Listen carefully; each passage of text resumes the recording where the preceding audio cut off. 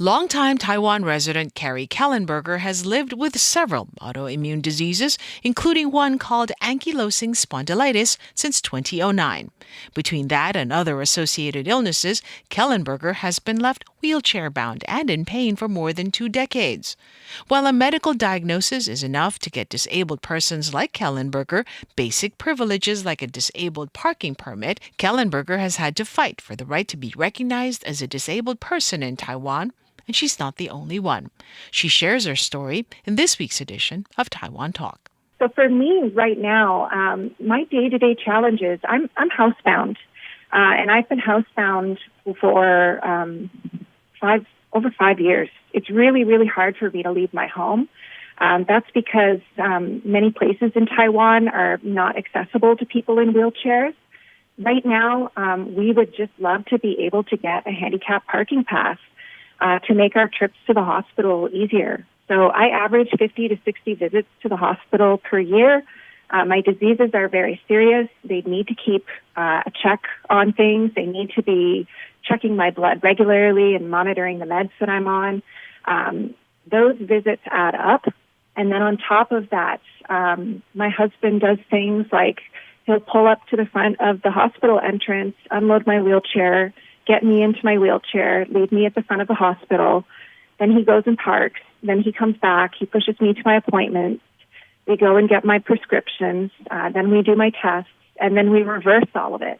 He leaves me at the door at the hospital. He goes and gets the car. And then he loads my chair and me back into the car. And then we come home. And that kind of a situation happens everywhere in Taiwan because venues are not accessible here. So after a while, it just gets easier to not venture out and to stay home because at least when we're home, I have a modicum of control inside my home. When I step out my doors, it's chaos outside. The other thing that would really help, because we're really struggling right now, I don't want to put an emphasis on money because this campaign is not about money. It's not about getting money from the government. It's about being recognized. But I want to give people an idea of how expensive it is to be chronically ill and disabled. My monthly medical expenses are 32,000 NT a month, and I was spending an average of 384,000 each year from 2018 to 2022 just on my medications. So we've burned through our savings and are barely making ends meet right now. The money that we are able to bring in, we put that towards our living situation because we might as well be comfortable here because we can't afford anything outside of our doors. So it's very, very expensive to be chronically ill and disabled if you're a foreigner. So being able to get access to subsidies or discounts to medical equipment or medicine or discounted entries to different kinds of venues in Taiwan would be amazing. Maybe you don't know that you need a disability certificate if you want to enter any type of venue in Taiwan. And that means for me, because I'm a foreigner, I can't access that venue at a discounted price, even though a person like me who is in a wheelchair can't take advantage of all the things that an attraction or an exhibit might offer. So my personal take actually is that Taiwan healthcare is excellent. I'm able to see a doctor and I'm able to access care whenever I need it, and that has been really great. But the problem stemming with the government right now and not being able to get any kind of support in that sense is that, number one, I can't save for my future and my future looks uncertain. But also not having that official recognition makes people feel unseen and unheard. It's like we're invisible. From a public's perspective, I know that if people knew about this issue with foreign residents not being able to get disability recognition, especially if those people have a loved one or a senior in their family who struggles, then they would know how important this is. But I think that the public is largely unaware of this problem. And I also think that the government plays a part in that because they don't help to educate the public. They're not running any kind of campaigns on disability or accessibility or anything like that. And people often forget that many of us do not have extended families here in Taiwan that can help us. So people like my husband and I, it's just us. We don't have anyone that can help us navigate the day-to-day challenges that we face.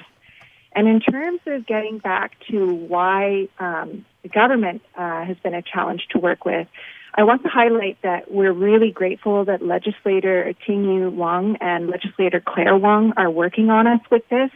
They understood right away that this is a human rights issue and that we all must take care of each other. But it does surprise me that the Ministry of Health and Welfare is stalling on this issue by demanding examples of countries that reciprocate. So David Chung and his team, his amazing team at Crossroads, they came up with 72 countries that currently offer disability services to Taiwanese who live abroad in April when we were asked that question. So the government has been stalling and buying time with these types of requests, and we have continued to meet these requests and provide answers to the information that they want. We've done everything that the Ministry of Health and Welfare has asked for. And when we launched in March 2023, one of the things that they wanted was case studies. So I've been collecting cases through my own advocacy work via myseveralworlds.com since 2009. And many of our cases that we highlighted in our petition either come from My Several Worlds or they're coming from local women's groups. So I've worked with orphanages here that care for foreign children who have been abandoned. And I also have access to women in this group. And I know that my story and other stories are not unusual. I've collected examples of parents here in Taiwan who are foreigners, but they gave birth to their child here in Taiwan, and their child is excluded from accessing disability services. They were told by the Ministry of Health and Welfare to go home because there's no chance of them accessing help here for their child. And that blows my mind. And it keeps happening. We had another case that came in this weekend. We have a wife here who is struggling to care for her foreign husband who had a stroke 9 years ago. So I don't want to speak badly of anyone or shame anyone, but I can't understand why the government continues to let this happen and why they haven't taken immediate steps to rectify it, because there is no law saying that they can't help. In fact, they are not abiding by the law when they are excluding foreigners from disability services, despite the fact that Taiwan has signed and pledged to abide by the Convention on the Rights of Persons with Disabilities and the Convention on the Rights of Children. And that's sad and unfair, as many of us here have been here for years. We've paid our taxes. Those taxes go to help local people with the same problems with disability. We run our Taiwanese businesses here. We bring talent to Taiwan. We're participating in every way, shape, and form, but we are not benefiting. What does go home actually mean? To me, it doesn't really mean anything because I am home. Taiwan is my home. I've been here for 20 years. I've lived half my adult life here. I've worked half my adult life here. So when I'm told to go home, it hurts.